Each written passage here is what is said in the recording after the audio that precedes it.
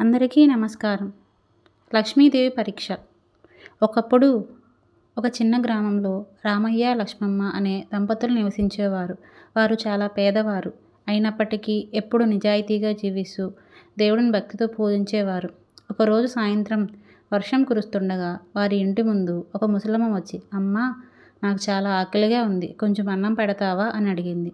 ఇంట్లో ఉన్నది కేవలం ఇద్దరికి సరిపడేంత భోజనం మాత్రమే. అయినా లక్ష్మమ్మ తన భర్తతో, "మనకి రేపు ఏదో ఒకటి దొరుకుతుంది, కానీ ఈ ముసలమ్మ ఆకలితో ఉంది" అని చెప్పి ఆ భోజనం అంతా ఆమెకు పెట్టింది.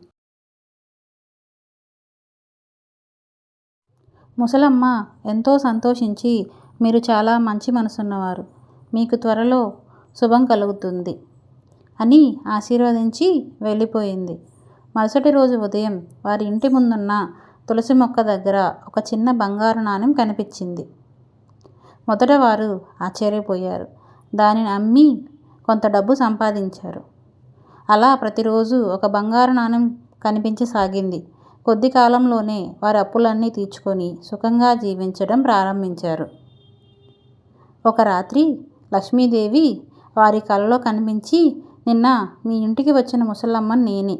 మీ దయ, కరుణ, అతిథి సత్కారం చూసి సంతోషించాను. అందుకే మీకు ఈ వరం ఇచ్చాను" అని చెప్పింది. ఇప్పటి నుండి రామయ్య, లక్ష్మమ్మ మరింత వినయంగా జీవిస్తూ తమ సంపదలో కొంత భాగాన్ని పేదలకు సహాయం చేయడానికి ఉపయోగించారు.